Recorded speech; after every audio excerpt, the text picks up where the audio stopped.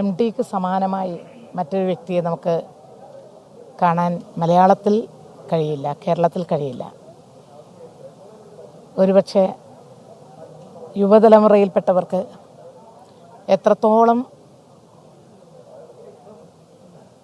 വലുതായിരുന്നു എം ടിയുടെ സംഭാവന മലയാളത്തിന് എന്ന കാര്യം അറിയില്ലെങ്കിലും ഞങ്ങളെപ്പോലുള്ളവർക്ക് ഒരു കാലഘട്ടത്തിൽ എം ടി എഴുതുന്ന ഓരോ ചെറുതും വലുതുമായിട്ടുള്ള കഥകളും പുസ്തകങ്ങളും വായിക്കുകയും തുടർന്ന് അത് സിനിമയിലൂടെ നമ്മുടെ മനസ്സിലേക്ക് സിരകളിലേക്കും അള്ളിപ്പിടിക്കുകയും ചെയ്തിട്ടുള്ള ഒട്ടേറെ സംഭവങ്ങൾ കഥകളിലൂടെ അവലോകനം ചെയ്യപ്പെട്ടിട്ടുണ്ട്.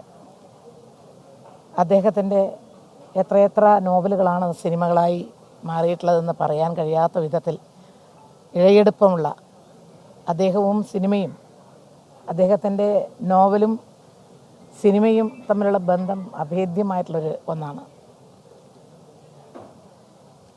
കനത്ത നഷ്ടം.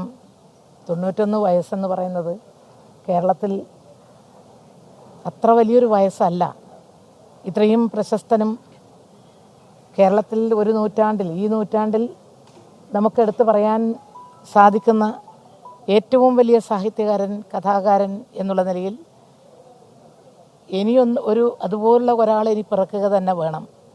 നമുക്ക് അദ്ദേഹത്തിന് സമാനമായിട്ട് മറ്റൊരു വ്യക്തിയെ ചൂണ്ടിക്കാണിക്കാൻ എനിക്ക് കഴിയില്ല. എൻ്റെ പരിമിതമായ വായനയുടെ അദ്ദേഹത്തിൻ്റെ ഒട്ടുമിക്ക നോവലുകളും ഒരു കാലഘട്ടത്തിൽ വായിക്കാൻ കഴിഞ്ഞിട്ടുള്ള ഒരാളെന്നുള്ള നിലയിൽ ഞാൻ വിചാരിക്കുന്നത് അതുപോലുള്ള ജീവിതത്തിൻ്റെ എല്ലാ ഭാവങ്ങളെയും ചിത്രീകരിക്കാൻ കഴിയുന്ന ഒരു പ്രദേശത്തിൻ്റെ, ഒരു നാടിൻ്റെ ആകെ കഥകൾ എഴുതാൻ കഴിയുന്ന ഇത്രയും വലിയൊരു സാഹിത്യകാരൻ ഇത്ര പെട്ടെന്ന് നമ്മളെ വിട്ടുപോയത് നമുക്കെല്ലാം വലിയ സങ്കടമായി. അദ്ദേഹത്തിൻ്റെ വേർപാട് മലയാളത്തിന്, മലയാളികൾക്ക് ഏറ്റവും വലിയ നഷ്ടമാണ്. അദ്ദേഹത്തിൻ്റെ വേർപാടിൽ അഗാധമായിട്ടുള്ള ദുഃഖവും, അതോടൊപ്പം അവരുടെ കുടുംബാംഗങ്ങളെ കണ്ടു. അവരെ എനിക്ക് പണ്ടേ വളരെ പരിചയമുണ്ട്. അവരെ കണ്ട് അവരുടെ ദുഃഖത്തിൽ പങ്കുചേർന്നുകൊണ്ടാണ് ഞാൻ ഇങ്ങോട്ട് വന്നിട്ടുള്ളത്. അഗാധമായ ദുഃഖവും അനുശോചനവും ഞാൻ ഈ സന്ദർഭം